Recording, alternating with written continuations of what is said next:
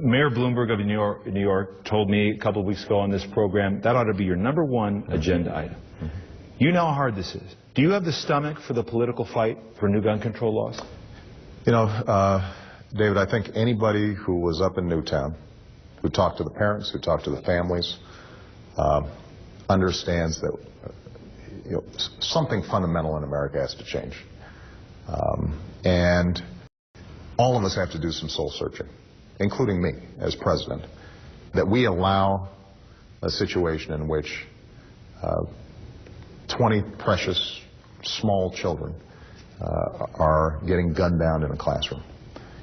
And I've been very clear that an assault rifle ban, banning these high-capacity clips, background checks, that there's a set of issues that I have historically supported and will continue to support. But can you get it done? I mean, the politics is the question. And so the question is, are we going to be able to have a national conversation and move something through Congress? I'd like to get it done in the first year. I will put forward a very specific proposal based on the recommendations that Joe Biden's task force is putting together as we speak. And so this is not something that I will be putting off. But the NRA says it's just not going to work. It didn't work before. It's not going to work now. My response is something has to work. And it is not enough for us to say this is too hard, so we're not going to try. So what I intend to do is I will call all the stakeholders together. I will meet with Republicans. I will meet with Democrats. I will talk to anybody.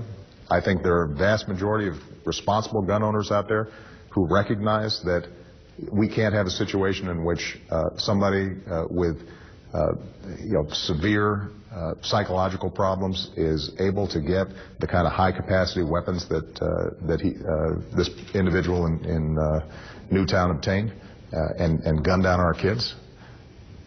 And yes, it's going to be hard. So we have an armed guard at every school in the country? That's what the NRA believes. They told me last week that could work. I'm not going to prejudge the recommendations that are given to me. I am skeptical that the only answer is putting guns in schools. And I think the vast majority of the American people are skeptical that that somehow is going to solve our problem. And look, here's the bottom line. We're not going to get this done unless the American people decide it's important. And so this is not going to be simply a matter of me spending political capital. One of the things that you learn, having now been in this office for 4 years, is the old adage of Abraham Lincoln's that with public opinion there's nothing you can't do, and without public opinion there's very little you can get done in this town. So I'm going to be putting forward a package, and I'm going to be putting my full weight behind it.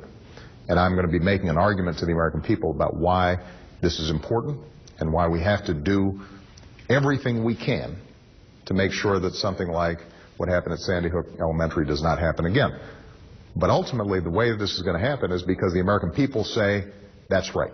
We are willing to make different choices for the country, and we support those in Congress who are willing to take those actions. And will there be resistance? Absolutely, there will be resistance. And the question then becomes, whether we are actually shook up enough by what happened here that it does not just become another one of these routine episodes where it gets a lot of attention for a couple of weeks and then it drifts away. It certainly won't feel like that to me. This is something that that was the worst day of my presidency, and it's not something that I want to see repeated. It hit close to home. Absolutely.